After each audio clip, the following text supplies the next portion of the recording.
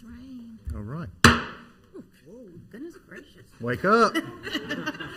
We're awake. Start the meeting and end the meeting. Heart attack. Hopefully we don't have to bang it any more than that. Welcome everybody today to our February 7th regular scheduled Town Board of Commissioners meeting.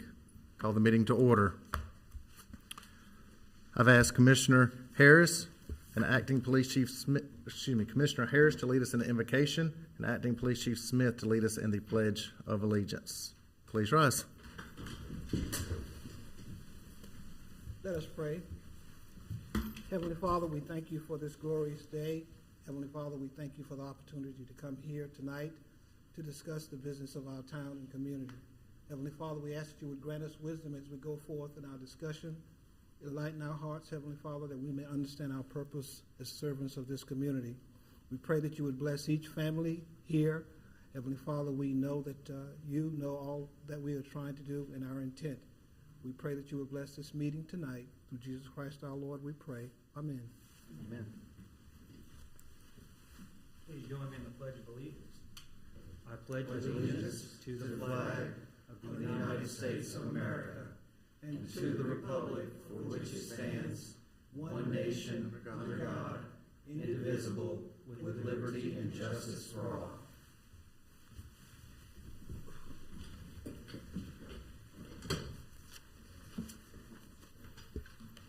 Thank y'all.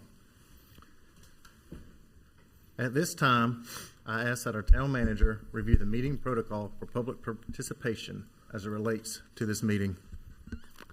Thank you, Mr. Mayor. Good evening, board members. Tonight's meeting is both in person and virtual. A limited number of citizens from the public have been permitted to attend the meeting in person. Tonight's meeting contains a public comment period, a continued public hearing, and one scheduled public hearing. Due to the hybrid nature of the meeting, the public will be invited to comment both in person and virtually via the Zoom virtual meeting platform. When it is the appropriate time, Mayor Massengill will first call on those wishing to address the town board that are attending in person, followed by those wishing to address the town board via the Zoom platform. All attendees that have appeared in person to address the town board during the public comment period should provide your name and address on the registration sheet by the podium prior to the public comment period beginning. All attendees that have joined the meeting virtually have joined muted. If those joining virtually wish to address the town board during the public comment period, they will need to notify the town host that they wish to speak. For the public's benefit that may be joining the meeting via the Zoom platform, please press the raise hand button in the Zoom application to notify the town host that you wish to address the board. Please press *9 to raise your hand if you're joining by telephone.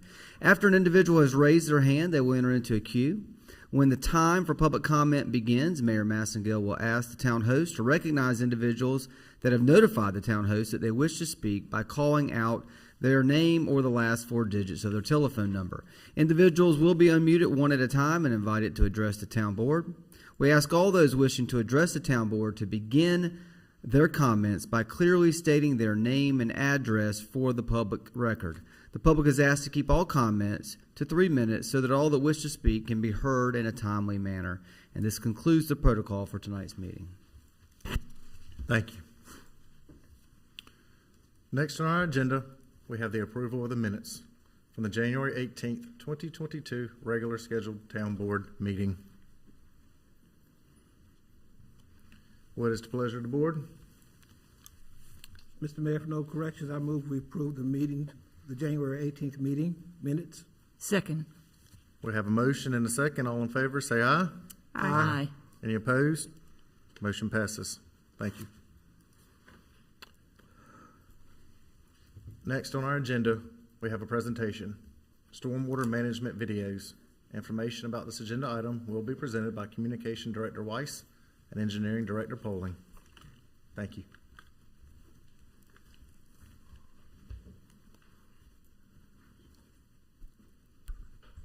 Good evening. It's good to be here. Thank you for the opportunity tonight to showcase this important and exciting program, which you guys are going to get to see here in a minute. I have with me Matt Poling, who is our engineering director. I'm sure you all know that. And this is Jennifer Mitchell, who's a staff engineer with our engineering department. So the town's stormwater program is designed to meet the requirements of the 6 minimum measures outlined within the federally mandated NPDES Phase 2 stormwater permit. To comply with the public education and outreach minimum measures, the engineering department, with the help of Amazing Studios, has created a stormwater education series entitled, You Know What Else is Important? The 4 videos in this series will help educate citizens on stormwater, stormwater pollution, and stormwater pollution prevention. In the spirit of the town's style, these videos were created with lots of personality, including cinematic themes, and it introduces our new stormwater program advocate, Stormwater. The video showcases our very talented town staff from a lot of different departments. The videos are going to be released over the next 4 weeks on the town's social media platforms, and we're going to continue to use them throughout the year in the town's public education and outreach campaign.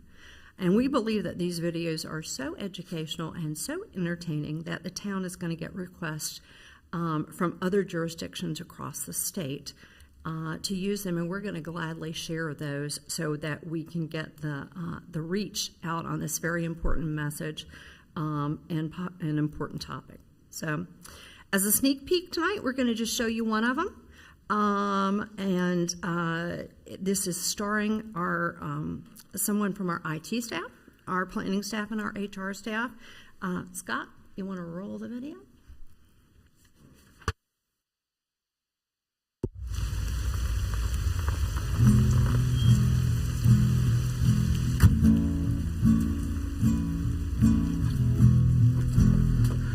Heidi, I am so sorry. I totally forgot. Can you ever forgive me? Do you know what an illicit discharge is?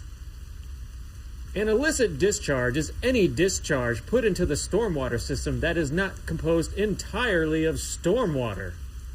Forget about him. Forget about him. I have a really important question to ask you.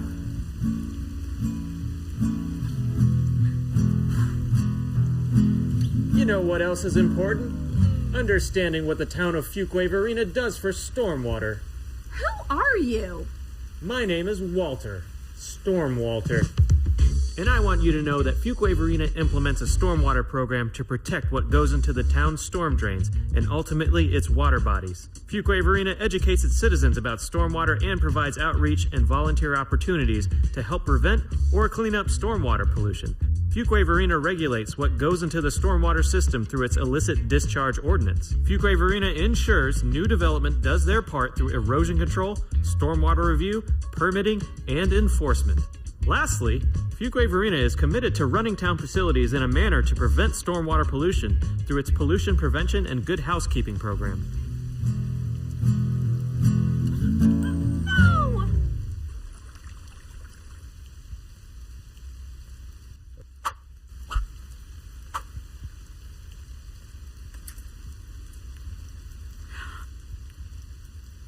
Careful, that would have been an illicit discharge.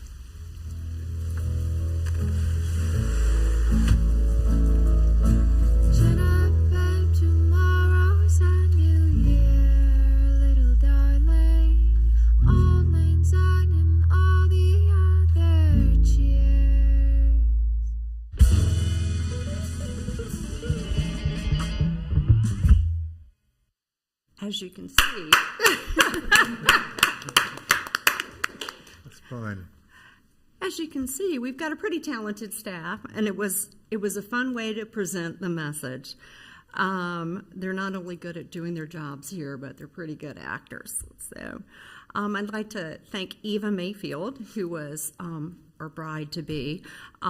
She works in our planning department. David Taylor works in our HR, and Calvin Harmon is our new Stormwater, and he is in our IT department. And especially like to thank this lady beside me, Jennifer Mitchell, in engineering, who spearheaded this project. Her leadership and creativity have made the Stormwater and Stormwater videos a success. And I believe people are actually going to really listen to this message. It's pretty creative and it's a lot of fun, but I think they're going to get the message as well. And lastly, I would like to thank Amazing Studios. I think Mike Cole is here somewhere. Right back there. here. He always helps us get our message out in a creative way, and he pushes us to be a dash more, and for that I thank him a great deal. I hope that you'll agree that we've taken a rather dry topic and made it pretty interesting, and hopefully we're going to educate a lot of people on what is a very important topic, which is stormwater management. So look forward to presenting the rest of them. They will be coming out on Tuesdays. The first one will be coming out on Tuesday, and it is not this one. So look for the first one tomorrow, and you'll see a different one. This is not it. So thank you for letting us show up. Susan, I think this is a great way to get the message out there. And engineering, just like Susan mentioned a moment ago, about a dry topic that's in regards to a wet topic. But it's a good play on words that you did. You got it. Yeah, got it. Right there. But that this is part of our stormwater management permit, and we're required to get information out there to the public. And reading boring, just plain letters or something like that doesn't get necessarily people's attention always about stormwater. And y'all come up with a neat new way to get the message out there and educate people about their stormwater. And so it's I think a lot of people will watch it and enjoy it. And it's just the right amount of time to watch it and get the message. So great job, great work. And Mike Cole, as was mentioned, a local Fuquay-Varina company, Amazing Studios, that's able to help with this project and help with other projects. You do a lot. You've helped with some of our other community outreach videos with Susan in our community. And so thank you too. And we're glad to get this message out there and support a local company at the same time. Look forward to next Tuesday. Yeah, that's very cute. Tomorrow. This tomorrow. Tomorrow. That is next Tuesday. Touche. That's the next Tuesday. We always have that discussion at the house, this Tuesday or next Tuesday, and which one's which Tuesday. Confusion. Okay. Next item we have is something I'd have on the agenda I want to add for presentations. And this, what item 4B is not on the agenda, but this is where I'm going to put it here for presentations, is I started having a conversation last week with staff about Black History Month, and I was noticing some of the other communities out there and across our country and things online of how different communities recognize Black History Month. And so earlier today, we started putting together a proclamation last week, and earlier today I signed a mayoral proclamation, and I want to read that to everybody here today and a couple other comments after that too. And so this mayoral proclamation is issued today, and this reads, whereas each year Black History Month is observed in February, and whereas the origins of Black History Month date back to 1915, when Dr. Carter G. Woodson founded the organization known today as the Association for the Study of African American Life and History. And whereas during Black History Month, we celebrate the many achievements and contributions made by African Americans to our economic, cultural, spiritual, and political development. And whereas the town of Fuquay-Varina continues to work toward becoming an inclusive community in which all citizens, past, present, and future, are respected and recognized for their contributions and potential contributions to our community. And whereas the town of Fuquay-Varina is proud to honor the history and contributions of African Americans in our community throughout our state and nation. Now therefore, I, Blake Massingill, Mayor of the town of Fuquay-Varina, do hereby proclaim February 2022 as Black History Month, and encourage all citizens to celebrate our diverse heritage and culture and continue our efforts to create a world that is more just, peaceful, and prosperous for all. What I think, some comments I want to make is that I think that we want to continue making this a priority And what I would task staff and our community to do is recognizing that for next year, recognizing that Black America has been crucial, Americans have been crucial to Fuquay-Varina's success, and that we could have a showcase in starting next year and be able to recognize some of these impacts that have been done in our community to help us get where we are today in our community. And so that's what I'm going to task our community and staff and everybody to work towards. So next year we're highlighting these individuals, we're highlighting events in our community, and be able to showcase that starting in 2023. Does anybody else on the board have any comments or anything they'd like to share? No, I think that's a great idea. So do I. I do. Me as well as people in the community. I know they put me on the Black History list 2 days ago, but just seeing people in the community already jumping onto it and highlighting different African Americans who have did great things in the town of Fuquay-Varina.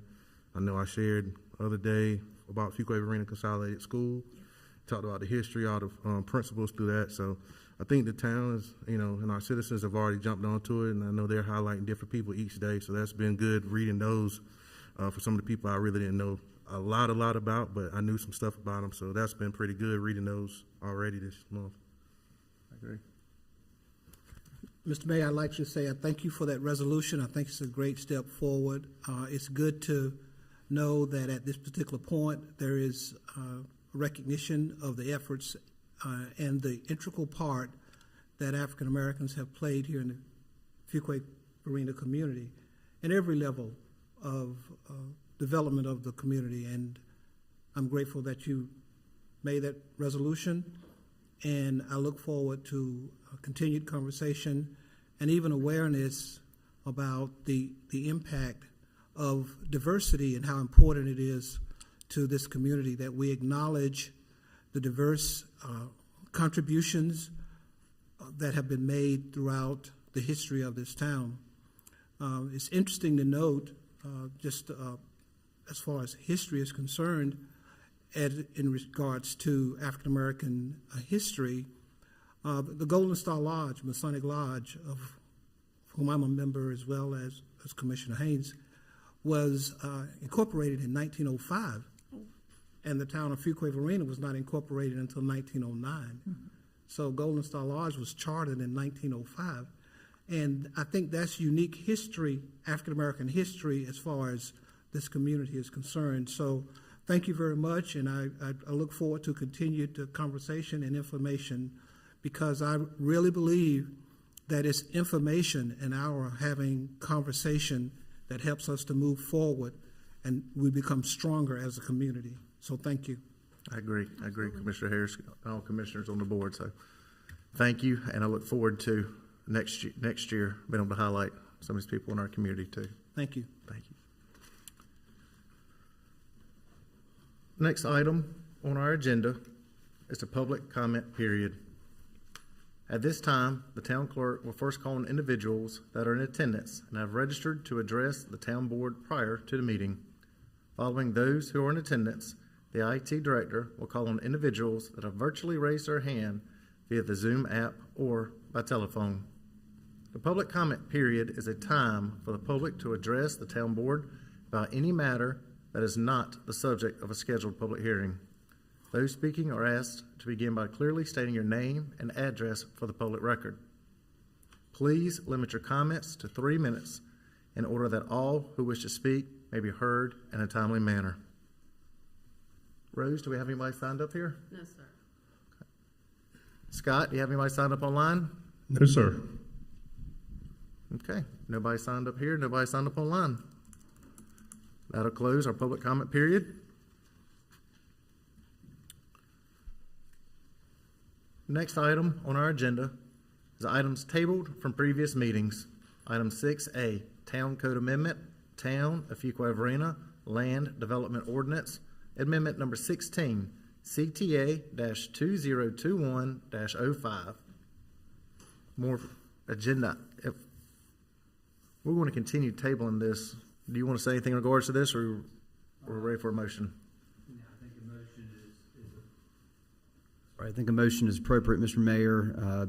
We are requesting that the town board consider tabling this for an additional 60 days to the April 4th, 2022 meeting.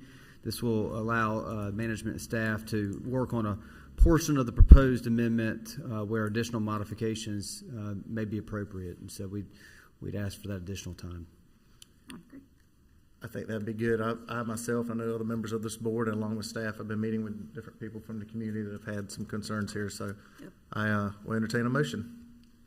Mayor Massingale, I move that we continue the public hearing and table consideration of CTA-2021-05, Amendment Number 16, an amendment to the Town Code of Ordinances, Part 9, Land Development Ordinance, to the April 4th, 2022 Town Board meeting, per the recommendation of management and staff.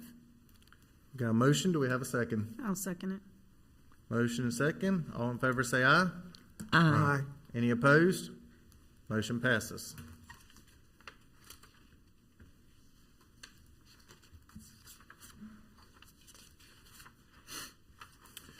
Sheet got out of order. This is an item table from previous meeting. Next up on our agenda, we have public hearings, which are a time for the petitioner to present his or her request and for the public to give input and voice their favor or opposition to the request. If you wish to speak and are physically in attendance, please step forward to the podium one at a time, provide your name and address on the registration log at the podium, and clearly state your name and address for the public record. Following those speaking who are physically in attendance, the IT director will call on individuals that have virtually raised their hand via the Zoom app or by telephone. Those wishing to address the town board will be unmuted one at a time. Those speaking are asked to begin by stating your name and address for the public record. We ask all those addressing the town board to please limit your comments to 3 minutes in order that all who wish to speak may be heard in a timely manner. Our first public hearing, agenda item 7A, voluntary annexation petition Ronnie E. Dickens, 9032 Fuquay Road, ANX 2022-02. More information about this agenda item will be presented by Planning Director Davison. Thank you. I'm entering the agenda item into the official town record. The purpose of this agenda item is to consider an annexation ordinance extending the corporate limits to the town of Fuquay-Varina following receipt of a petition for voluntary annexation of property owned by Ronnie E. Dickens, containing a total of approximately 0.789 acres. The property contains approximately 0.789 acres and is non-contiguous to the town's corporate limits. There is currently water and sewer available to the property, and the property would receive municipal trash services. Fire flow at the subject property is 1,358 gallons per minute. At the January 18th, 2022 meeting, the town board instructed the town clerk to investigate the sufficiency of the applicant's petition for voluntary annexation. The town clerk certified that the petition was sufficient and met the requirements prescribed by the North Carolina general statutes. The town board also adopted a resolution setting a public hearing for February 7th, 2022. There is a fiscal note. The present total value of the property is $162,326. Recommended motion is to adopt the annexation ordinance to extend the corporate limits of the town of Fuquay-Varina to include property owned by Ronnie E. Dickens, Annexation 2020-02, and for municipal services upon owner extension of water and sewer services as presented and recommended. I'm available for any questions. Thank you. I don't believe there's any questions at this time. The hearing is now open. Does anyone attending in person wish to speak in favor of the voluntary annexation petition? Good evening, Mr. Mayor, board members. I'm Wayne Malden with Malden Watkins Surveying, 139 North Main Street here in Fuquay. We put this package together you have before you from Mr. Dickens for annexation. I am in favor of it. Basically, where we're looking at is the development has grown in that area. He does now have water and sewer out there in that area, and he's having issues with his well. Quality of the water and the quantity of the water both. And that's why he is asking to be annexed into the town. So if any of you have any questions, I'll be glad to try to answer them. We're good right now. Thank you. Thank you, Wayne. Mm-hmm. Does anyone else attending in person wish to speak in favor of the voluntary annexation petition?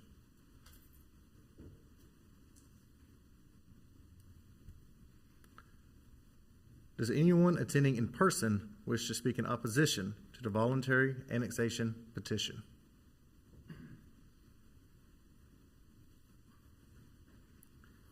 Scott, does anyone attending virtually wish to speak in favor of the voluntary annexation petition? There are no hands raised. Scott, does anyone attending virtually wish to speak in opposition to the voluntary annexation petition? No, sir, no hands are raised. The hearing is now closed. Any discussion by the board, or what is the pleasure of the board? Mr. Mayor, I make a motion to adopt the annexation ordinance to extend the corporate limits of the town of Fuquay-Varina to include the properties owned by Ronnie E. Dickerson, annexation 2022-02, and for the municipal services upon owner extension of water and sewer services as presented and recommended. Have a motion. Do we have a second? I'll second. Motion and second. All in favor, say aye. Aye. Any opposed? Motion carries. Next on our agenda, we have the consent agenda. What is the board's pleasure on the items on the consent agenda?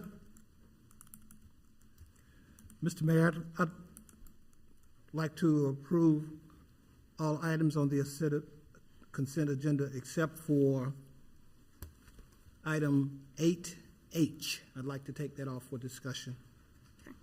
Okay. All right. We have a motion. Do we have a second? Second. Motion and second. All in favor, say aye. Aye. Any opposed? Motion carries. Okay. Thank you, Mr. Mayor. I just Yes, have sir. a couple of comments. First of all, I'd like to commend the staff for drafting such a very timely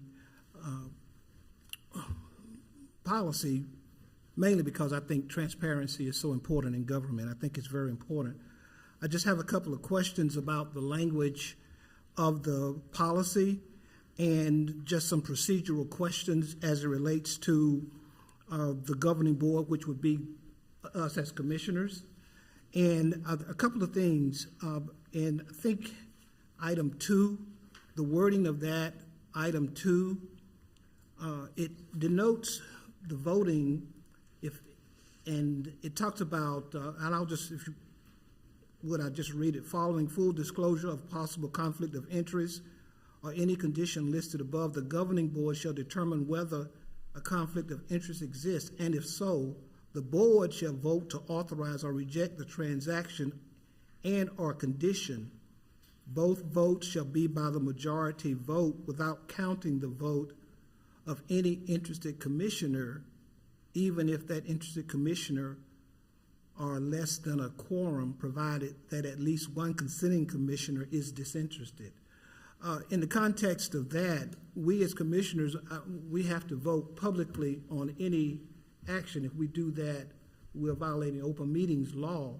And I was wondering how this condition conflicted with the open meetings law as it relates to the language that is used relative to commissioners.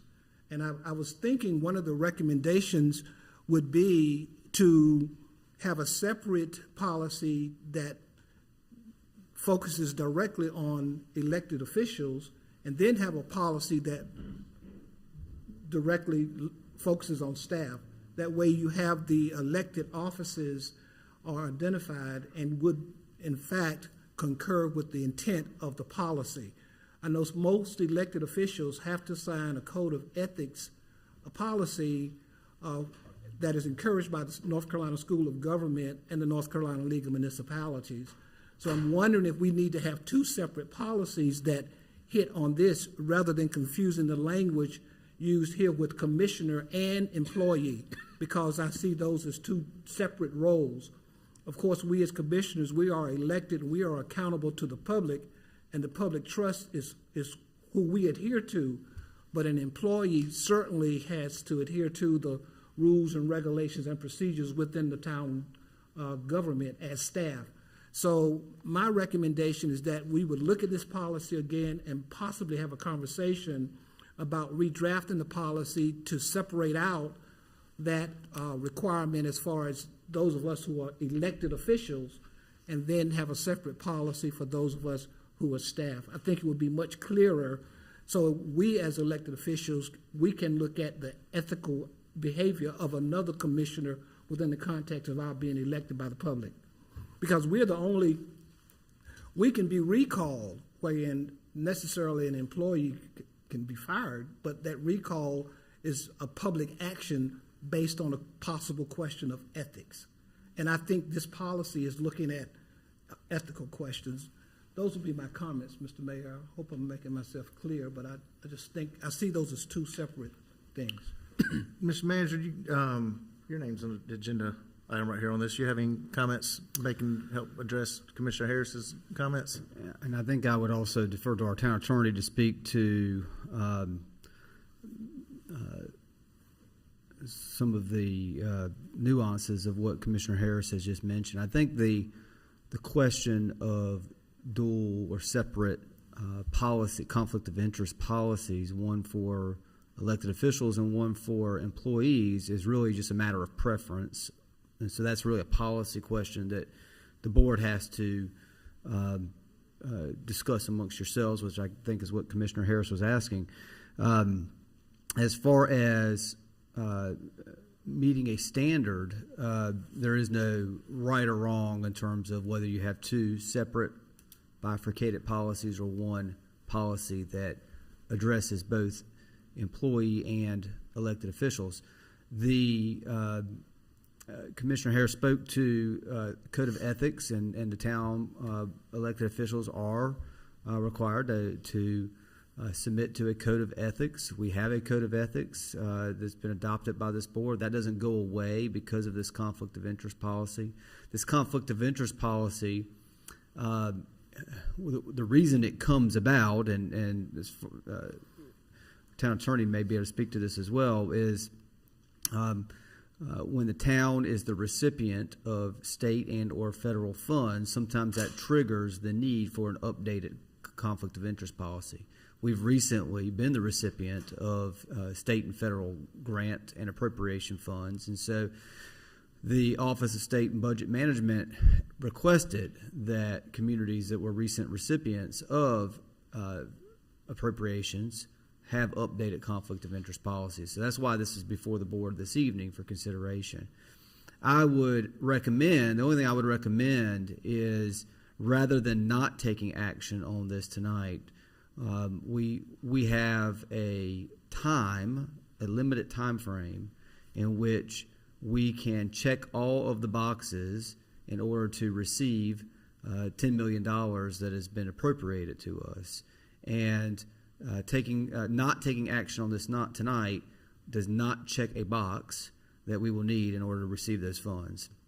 And so what my recommendation would be if the board is comfortable with the language in principle, although there may be justification for if you think so, for separating it into two policies, go ahead and take action on this tonight, and then we could always come back at a later meeting and amend it into two separate policies, one that addresses employees and one that addresses the board. The framework of this policy came from the state, and so we used the framework. We sent it to our town attorney. Our town attorney suggested some non-substantive changes, really some wording changes.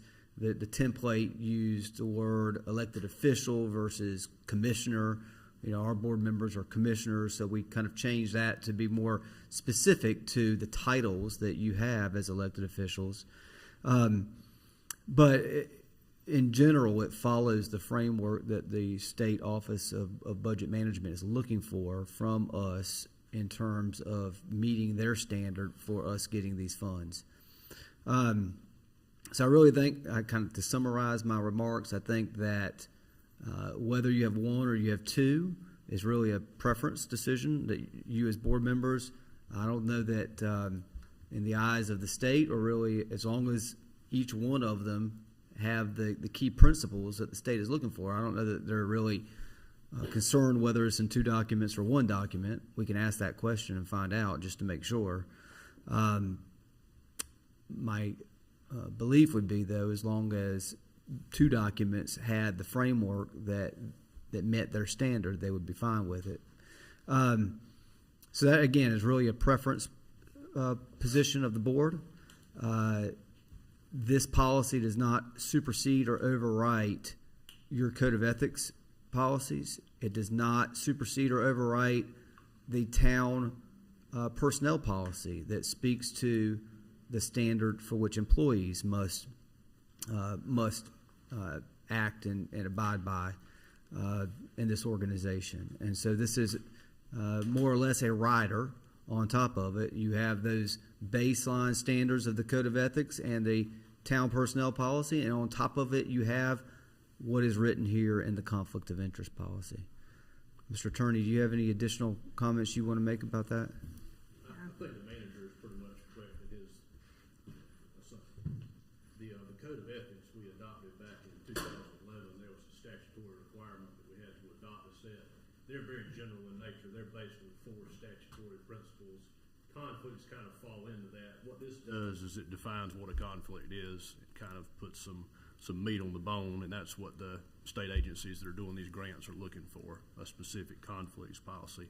We also have a procurement policy that we adopted back in 2018, and it deals with some of these as well, but we don't have a specific conflict of interest policy. Mr. Town Attorney, if you had 2 policies, one it's employees, one it's elected officials, is there anything that one group is held different than the other one that would need to be broken out, or would it be a duplication of the existing policy, or what would be some differentiation? The difference would be certain situations, board members can't vote on contracts, whereas an employee, that may not even come up in their situation, that they're in contract with the town. There's certain, like under Chapter 14, the criminal statutes, there's some of those where town board members can't vote on matters and enter into contracts with town government. That would not necessarily apply to employees. So there could be some nuances on that as far as voting versus not voting. So is it just not applicable to them, or does it cause an issue with? Well, they're not voting on it because they're employees, so it doesn't apply to them. But this policy, it lays out, what a conflict is, and it has certain things dealing with commissioners and voting, but it's trying to apply them pretty much similar. You could break it out into 2 policies, but I don't see an issue with adopting it now and coming back and reviewing it if we need to. And I think the important thing is we've wanted to have a conflict of interest policy put into place, which that handles this, and also to receive federal money. This must be somewhat of a new rule or new checkbox, because we have received different buckets of money before, and I've not done this till now, but it's something the board has had interest in, and follows that from ethics. So if you recall, we received a $10 million appropriation through the state budget for 2 specific transportation projects. The state budget prescribed that those monies have to be dispersed within a very limited time frame. So the office of the State Office of Budget Management is scrambling to work with. And there's more than just Fuquay-Varina. There were numerous cities and towns and counties across the state that were the benefactors of state appropriations. And so because of this time frame that was put on the state to disperse these funds, the Office of Budget Management is working with the finance departments and the administration departments in each of those jurisdictions to go through the appropriate check boxes to make sure we've got a number of documents that we have to provide to them in order to receive these funds, one of which is a modern or updated conflict of interest policy. Mr. Mayor, one other comment. Yes, sir. Okay. Procedurally, I understand the importance of the conflict of interest, and I know when you get grant monies, when you receive grants, you do have to sign a conflict of interest policy saying that those monies received will not conflict. There will be no political lobbying or anything like that to supplant funds or do anything like that. So I understand that. The language in this proposed document is somewhat confusing because I think there is an attempt to overlap commissioner and employee. Just another example that I read in number 3, it said, an interested commissioner or employee shall not participate in any discussion or debate of the governing board. And the governing board would be the commissioners, am I correct? Correct. Okay. Or of any committee thereof in which the subject of discussion is a contract, transaction, or situation in which there may be a conflict of interest. But a commissioner would be a member of the governing board, so an interested commissioner shall not participate in any discussion of their own board? Is that what? If there's a is that the conflict, intent? if there's a Is conflict, that the intent of that? That's correct. That if there's a conflict, that a sitting commissioner would not be part of that debate or discussion? yes, sir. Okay. And if Okay. if an employee Determination happened, would be made first, and then. that's right. And if an employee happened to be have a conflict with a particular agenda item, that employee would not be permitted to debate or speak or make comment on that. They would have to sit silent on that matter. Okay, all right, I understand that then. That was part of my question as Yes, well. sir. Yeah. So, Mr. Attorney, this meets all legal guidelines. I understand there may be some in there that, as Commissioner Harris mentioned on item 3, an employee, for instance, doesn't vote on the governor and board, but the rest of the commissioners, but it meets legal guidelines. It's and it puts us a policy in place to move forward. And so, is there any reason for us not to be approving this? I don't see why not. And to answer Commissioner Harris's question on number 2, this will be a situation, it will be a real rare situation that you would have 3 board members that maybe were on the board of a nonprofit, and all of a sudden we don't have a quorum for a vote, but the other 2 remaining commissioners could vote to approve or disapprove that transaction. It would be a situation where you couldn't have a quorum for vote because you have too many disinterested commissioners on one matter. But that would be really rare to have that many commissioners. On nonprofit boards? Let's say they're on one nonprofit board and there's 3 of you that are on this board. Oh, 3 commissioners on the same board? Then you only have 2 left to vote. Okay. They could approve or disapprove it. It just kind of handles that real odd situation that will probably never come up. Okay, all right. I know for me, I had to ask on number 4, because how it states, which I guess I had to get clarification on, where it says that participation in selection, award, and administration of procurement coming from federal or state funding, to your knowledge. And I know in 4 it says an organization in which you are a commissioner or employee as an officer, director, or employee. So I had to make sure I had clarification so I can, because I receive state and federal funding at times, so I had to make sure I'm clear on that. But I think I got that cleared up as well to make sure I was good. So I know I contacted my personal attorney and everything like that to make sure I was good, because I don't want any problems.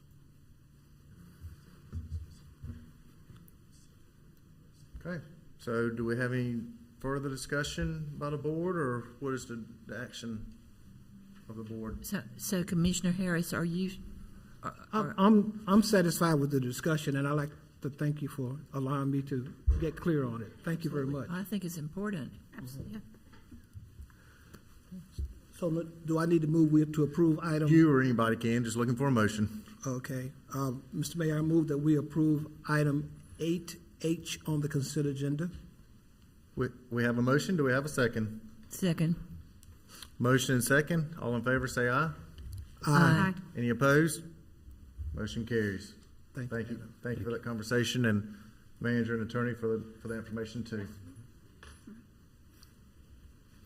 That discussion gave clarity, I think, and I appreciate it too.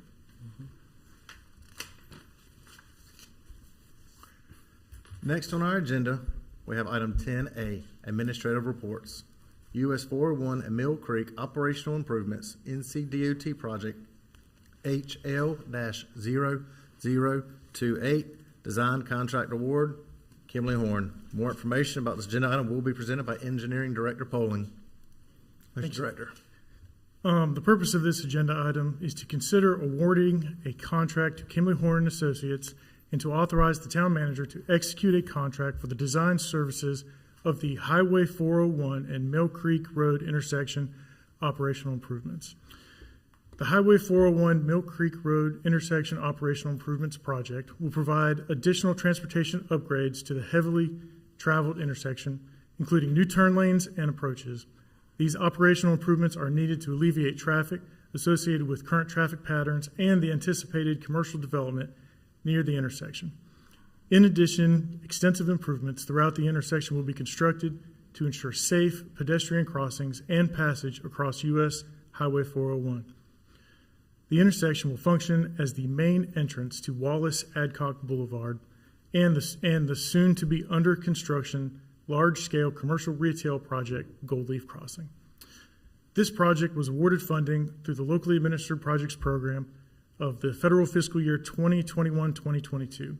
On March 16th, 2021, the town board established a project ordinance and authorized the town manager to enter into an agreement with NCDOT. Additionally, town staff is requesting that the town board authorize the town manager to execute the contract with Kimley Horn to design the operational improvements to the Highway 401 Mill Creek intersection. Prompt execution of these contracts is necessary to expedite federal funding obligations. So, a project ordinance, and going to the fiscal note, a project ordinance in the amount of $1,536,438. The project's total estimated cost was established during the town board meeting on March 16th, 2021. The Federal Highway Administration is providing 80%, or $1,229,151 of this project's funding through the LAP grant funding program. That requires the town to provide the remaining 20% of $307,287. Unused 2015 transportation bond funds will fund the town's local 20% match for this project. As a result, the total completed contract cost for the design services provided by Kimley Horn and Associates will total $211,466.73. In addition, this contract includes an optional environmental coordination task if NCDOT requires any additional studies. Based on the preliminary review of available imagery of the corridor, Kimley Horn anticipates that the project will not need additional environmental permitting, which will bring the total amount of the contract to $203,692.12. And tonight's recommended motion is to award a contract to Kimley Horn and Associates for the design services of the US 401 and Mill Creek Operational Improvements Project in the amount of $211,466.73 and authorize the town manager to execute the contract on behalf of the town, subject to the town attorney's review as to form. So, entertain any questions. Any questions by the board? Okay. My comment would be to you, Director Poland, as this intersection is one that we know needs some work on, and an improvement here is going to make quite a difference right here, and this is the first step to keep that moving, and this intersection is going to be, in a positive way, completely unrecognizable by the time it's done with the changes that are made to this project. And you also achieved this project with the grant money that you mentioned, which you applied for. When did you apply for that? Fiscal year 21-22. That's right. So here recently is one of the grants we've been talking about. This is one of our many projects that's going into design phase this year. So great job on that grant, and great job getting this moving forward. What do you expect a time frame of this intersection being complete? Estimated, if we start design, say we execute and we start design tomorrow, we have to have construction authorization by the end of September. That way we can go ahead and get construction authorization requests from the federal government, hopefully before the federal fiscal year. So that is our target date, is to make sure we get our construction funding obligated before October 1. So that is our goal. It is a very tight time frame to go through the design process, go through utility relocations, and then go ahead and submit for our construction money. So okay. So you have to relocate your utilities before you can submit for the money on the next portion. So there's our design process, which we go through a 30, 60, 90, and 100%. Usually about the 60% design plans is when we start approaching Duke Energy for their utility relocations.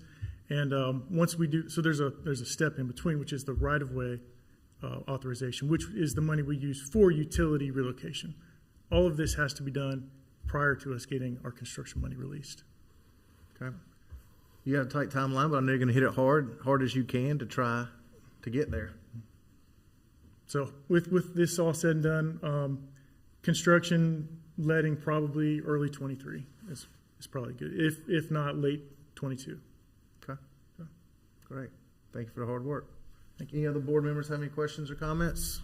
No, I just want to say, I think with the addition of the shopping center, that this improvement, that the traffic area, like Mayor Massingill mentioned, that's a interesting intersection right there. And with the addition of that shopping center, this is going to be very much needed and help that extra flow right there, get in and out of that shopping center and across the street to the other shopping and apartments and down 401.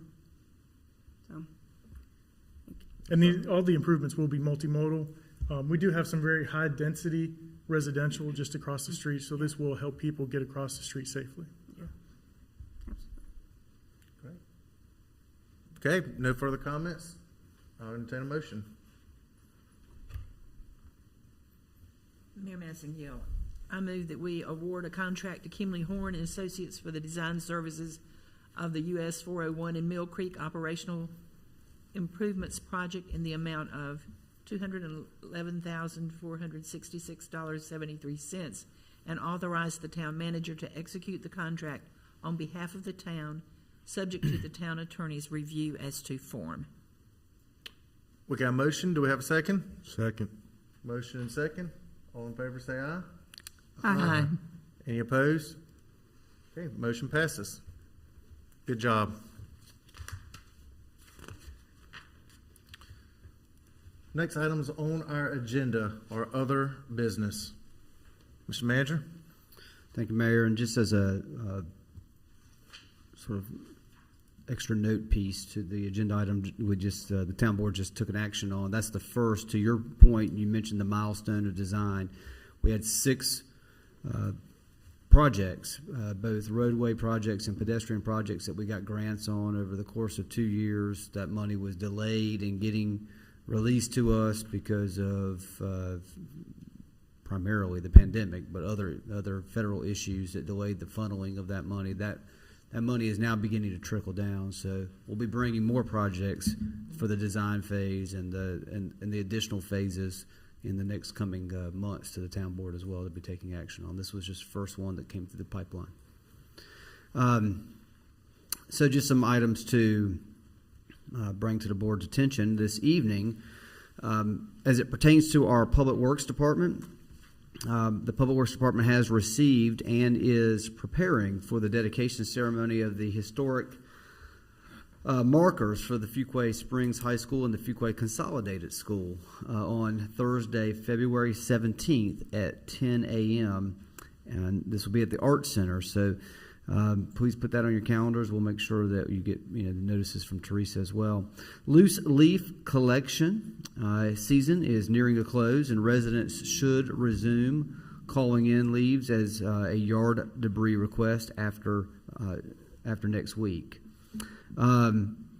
In terms of our finance department, our department is preparing budget and current year revenue projections to inform the budget process and the 5-year plan decision making by this board.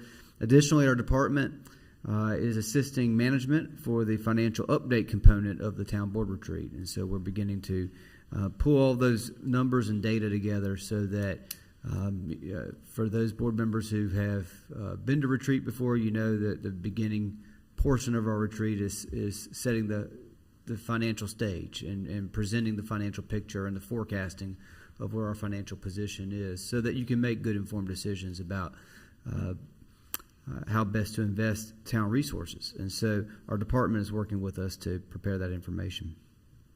The Art Center recently hosted a magic show at the end of January, and we're looking forward to the first community theater performance of the season, Sylvia, on February 17th through the 19th. And we're currently enrolling spring classes, holding track-out camps, and beginning to schedule next year's offerings. In terms of our Parks and Recreation and Cultural Resources Department, they've just completed youth sports registrations for the spring. Total registrations were in excess of 3,300 participants, representing a 20.5% increase from the spring of 2020, which was the last pre-COVID registration period. This season was ultimately suspended in March, however. Just to give you some ideas about registrations, one of our new youth sports offerings, cross country, we have now close to 100 registrants for cross country, just shy of that by 199. 462 for baseball, 446 for flag football, 227 for softball, 210 for t-ball, 313 for volleyball, almost 1,500 for soccer, and 60 for a new sports offering, lacrosse, that we're going to be offering this year. And so a wide variety and a wide array of youth sports offerings, and the participation and the registrations are moving upward. And we're still taking, I believe, Jonathan's not in the room, I still think we're taking late registration at this time, right, Mark? Yeah, until February 12th. So probably even more participation than what I've just reported on. In addition, myself and both assistant managers attended the North Carolina City and County Managers Association Conference last week. We brought back some valuable information and had professional development advancements in areas of attracting and retaining talent to the organization, workplace expectations and behaviors of the Generation Z, the new generation of workforce, which is also known as the rising generation. We certainly have been pounded in ARPA, the American Recovery Plan Act. We've received an update from the North Carolina League of Municipalities on legislative updates, sessions on affordable housing and growing communities, sessions on diversity and inclusion, and leading with trust. And so very informative, I think, for all three of us, certainly helpful as we're talking on many of these relevant topics for future plans for our organization. And I will just also mention that our Assistant Manager Matthews was a panel speaker, sharing the town's success connecting with the public through the use of video and social media, something that we just saw this evening. And so it's not going unnoticed by our peers and by those around the state and even around the country, the ways that we are communicating with our citizens and with interested stakeholders. We're continuing to see growth in our community. It does not appear that 2022 is starting in any slower fashion than where we saw 2021 leave off. We're still very much a desirable place for living and for working, and so we think that trend will continue. I will say, since our last meeting, myself, our Assistant Manager Seymour, our Public Utilities Director Mike Wagner, attended the first of what will be numerous meetings with our partners in Sanford, Holly Springs, Chatham County, and Pittsboro on the water capacity expansion project, to sit down and begin starting to think about the framework for interlocal agreements, both as it relates to the water treatment process and the treatment plant, as well as micro interlocal agreements for the actual transmission system or the conveyance system, the lines to get it from the plant to the individual communities. And so there will be a number of legal documents that we will have to work to prepare with our town attorney and other legal counsel that will be involved in this process, and ultimately come before this board for your consideration. Again, as we've mentioned in the past, this is a substantial investment needed, but a substantial investment nonetheless. And so it will require a lot of thought in terms of how to financially advance this project, how to do it with a combination of numerous financial instruments, I would imagine, and do it with partners. We don't often take on projects of this size with partners, and so this will be an excellent example of a regional project, one that we hope we can tap into federal and state resources to help us fund as well. And I can say that this past week at the managers conference, all but one of us managers were at that conference, and we all had about an hour and a half sidebar conversation on how we might be able to leverage resources to help the burden or help relieve the burden that each of our community citizens would experience as a result of this substantial debt service that we will be taking on. So I'll continue to report on that as we update. We're also continuing to advance our focus on wastewater treatment expansion, as well as additional infrastructure resources within our community over a 5, 10-year, 20-year period. We'll be talking more about that at our retreat.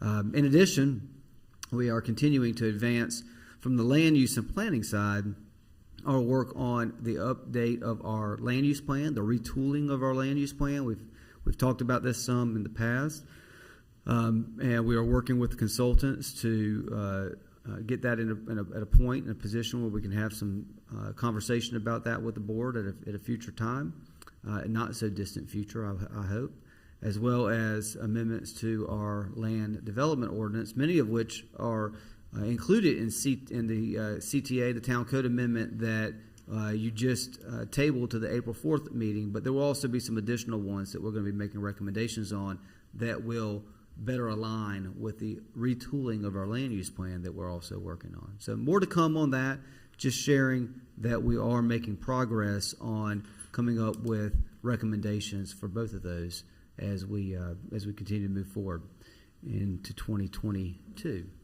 Beyond that, I mentioned the work of our finance department, continuing to work on the budget process, and that is going to be what will be taking up most of our time over the next few months.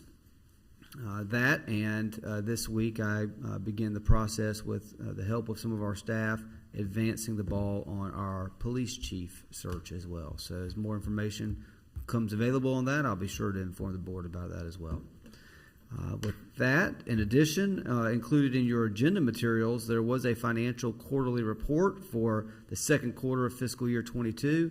I'm pleased to say that financial report either meets or in some instances exceeds our expectations in terms of our trends for this fiscal year. And so our department directors are doing a good job of managing their department budgets, which is an important component and piece of a balanced budget or a favorable position budget at the end of the fiscal year. And the revenues are coming in, like I said, either as we have expected or in some instances exceeding expectations. You do have a project status report for February of this year included in your agenda materials as well. I believe 10 or so pages, 60 or so projects that are referenced in that project status report. So if you haven't had the opportunity to familiarize yourself with the updates of those projects, do so at your availability. And if you have any questions, be sure to let me know. Our next Coffee with a Cop and our last one, as our interim chief reported on, was very successful at Marquis Station. Good turnout, good participation, good involvement. But our next one is going to be at the Abode at the Geneva subdivision. The Abode is the name of their neighborhood sort of clubhouse and facility there. That will be on Tuesday, March 1st from 9 a.m. to 10:30 a.m. So if you're available, drop in for that. And then Mayor Massengale will deliver his first State of the Town address on March 7th. It will be in this room. It will be at 6:30 before our regularly scheduled board meeting at 7. And so, we talked about our work with Amazing Studios. We talk about how we effectively communicate. We sort of came up with this idea several years ago to communicate the success of the town through video, so that more than just whoever might show up for a board meeting to hear the state of the town can see it and appreciate it and understand it and enjoy it. And so it really has done the job. I mean, in some years we've reached as many as 30,000, 40,000 people with our State of the Town address. I trust that this year we'll have success as well. It'll be a great video for Mayor Massengale to unveil, as well as he also hit some of the highlights of 2021 as well. Now, Manager, you mentioned 6:30. I thought I was going to start at 3:30 so I could speak for 3 hours. Well, we can amend that. Right now, we have it slated for 6:30, but if you feel like we need to amend that, just we need to go ahead and get that on the calendar. Now, we can start at 3:30 if the board wishes, so we can get out of here earlier that night, but that's a conversation for y'all to have. Would y'all prefer to hear me speak for 3 hours? No, sir. Nobody would? Okay, we'll leave it like it is then. And with that, Mayor and Board, I've got no other items to update the Board on this evening. I'm happy to answer any questions that the Town Board might have. Thank you, Mr. Manager. I don't believe there are any questions. I don't see any commissioners here. Thank you for those reports. Mm-hmm. Busy time, a lot of things going on. Commissioner Gardner, you have any Town Board member comments? Well, just looking back on this, the time that's passed since our last meeting, I would like to commend our police department on the presentation and planning they put into the retirement event for retired Chief Fomstock. It was outstanding and very well deserved for her and very appropriate for the service she has rendered to our community and the Rocky Mount community. It was interesting to see how many people were in attendance from the town of Rocky Mount. I think just spoke so well for her. And the coffee with the Cop at Marquis Apartments was very well attended. It was a very nice venue, I thought, for that event. And a nice, beautiful day in the midst of a whole bunch of them that weren't so nice. It was a really pretty place filled with light. It was really nice. And Mayor, thank you for the resolution for Black History Month. I look forward to that being a tradition for our community. I think it's something that we haven't done for a while, and I think it is will be well received, and I look forward to enjoying it. Looking forward to it every year. Thank you, Commissioner Gardner. And you know that what I hope of it, my goal in the next year is between people in our community and citizens that come back and be able to recognize citizens next February and be able to really make a not just words, but recognize people, make it something out of it. So excited for that. Thank you. Glad to have that support here tonight. And I had not heard, has the Martin Luther King Jr. event been rescheduled? There was. I have not heard it either, but I'll try to find out. There was a suggestion that it might be in the month of February. So that's what was suggested at the time, but I have not been made aware of it. It has been rescheduled. I forget the dates though. It has been rescheduled. Well, no, not that particular. It's going to be collapsed with Black History Month. Mm-hmm. It's going to be collapsed with the Black History Month celebration supported by the Cultural Arts Society. They're going to collapse both and have the celebration during that time. That's good. Have they announced a date though of that yet, Commissioner Harris? I don't have my calendar with me. I forget the date, but I can get the date for you. Perfect. Thank you. Yeah. Thank you. And yep, you're quite welcome. That's all for me. Okay. Sorry. Thank you, Commissioner Gardner. Commissioner Harris. Just want to announce that the North Carolina League of Municipalities is going to have its conference in April 24th to 27th, and it's going to be in Wilmington. And I would encourage, if you can attend, to attend the City Vision Conference.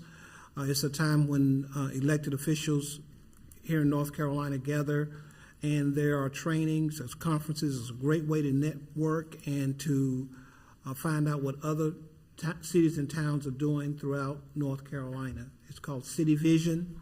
So I would encourage you, if you've never been, to attend, and it's a great resource as far as finding out what cities and towns in North Carolina are doing. So I would encourage you to attend. And what were those dates again? April 24th through the 27th. It's going to be in Wilmington. Mm-hmm. Thank you, Commissioner I Harris. have those dates correct. Are they? No. Oh, yeah. I don't have my calendar, but yeah. Thank you, Commissioner Harris. You're welcome. Manager Mitchell, could you send an email with that when you find it? so we can, thank you. Commissioner Haynes?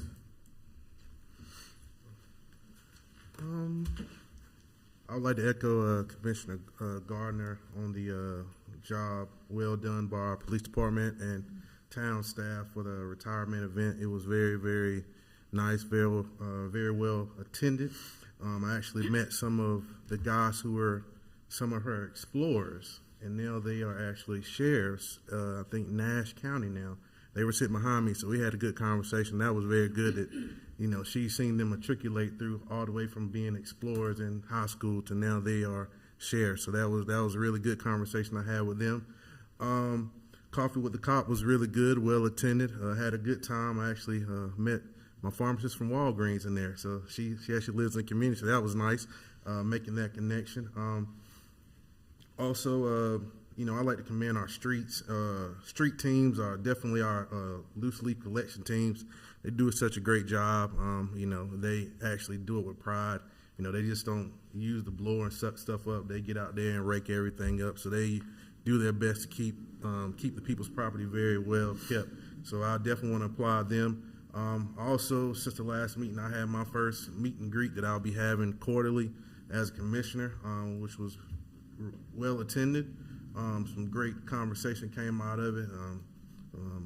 They gave me, I think I had about 30 or 40 points that people brought out of it, but some of the biggest things, you know, I liked and they really talked about is just really educating, which we've seen tonight, educating our citizens on different departments in town, especially they even asked, you know, even about can we get more education on the budget process, and I think that will highlight our department as well on the hard work they put in that a lot of people don't realize at the same time when we give that education, so they learn more about the education process, and they said, can we do that for all the departments? Because they just want to know. You know, a lot of citizens, they can come to a town board meeting at times and still don't kind of understand everything going on. So maybe doing those videos or maybe doing some other type of things to really, really, you know, showcase our staff and what great talent we have, as well as educating our citizens so they're more informed.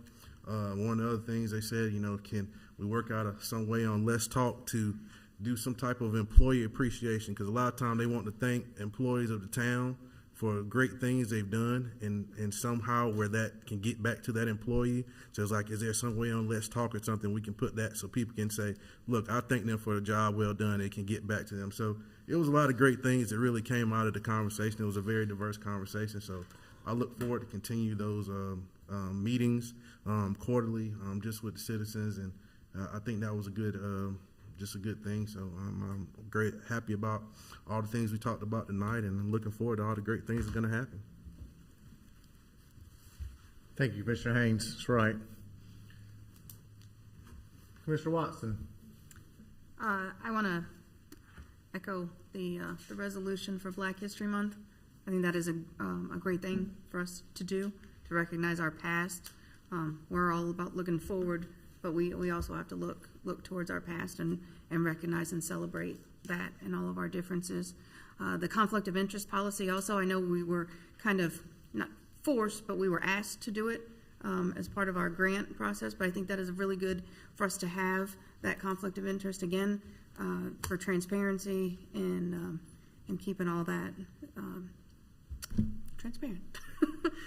The Coffee with a Cop, I was also there. It was a really good turnout. It's a beautiful, beautiful apartment complex, and it was nice to see so many folks come out. We actually had some sunshine. It was a beautiful, beautiful day. I kind of piggybacked off of the Coffee with a Cop, and I did Coffee with a Commissioner this past Sunday at a local coffee shop. I don't have a set schedule. I hope to do them every other month. Part of my campaign was to get back out into the community and talk to folks, and not just up here every couple of weeks, but to talk to folks and hear what they have to say and how we as the commissioners can help them. And a lot of that is bringing them education, I'm finding. So I'm planning to do those more. So stay tuned on Facebook, and we'll find out the next one. Maybe next time we'll have ice cream with a commissioner. That sounds fun. I've been meeting with all the department heads the last couple of weeks to bring education to myself, because a lot of them I also am learning about, and then so I can share that with the residents. Because again, a lot of it is, a lot of folks just don't know what they don't know. And I'm finding that also with myself. So it's been quite interesting. I got to meet with our fire chief today and our public works department. Great groups, all of them. So I will be sharing that education as I meet with them, with all of the citizens. And if they have any questions, they can always reach out to me, and I can ask anything specific or get them in contact with whoever they need to answer their questions.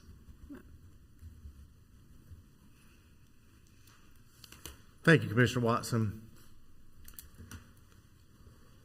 We mentioned tonight about Chief Onstock's retirement event, and Police Department did a very good job on putting that on, and they were able to get a lot of donations from members of our community, and they came out strong supporting the police department, supporting the chief right there. And so I appreciate the ones in our community that donated things and helped support that event.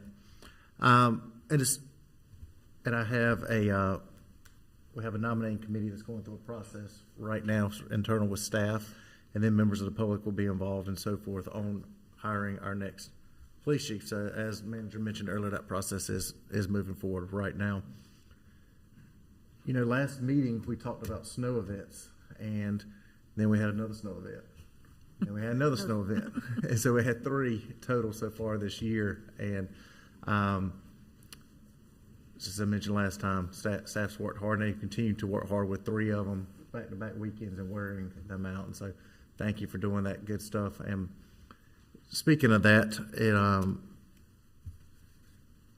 national news recognized our truck online. I'm sure some of y'all saw that. NBC News had our town on TV for doing such a great job of keeping our streets clean and our citizens safe out in our community. And so that was pretty neat to see that right there.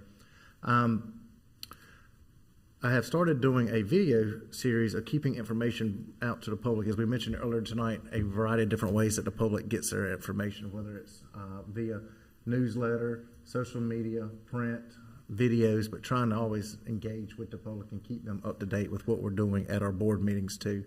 And just as y'all both mentioned with your meetings you've had recently with communication with the public, is people wants to know what's going on, and everybody gets their information differently. So trying to keep that information pushed out there.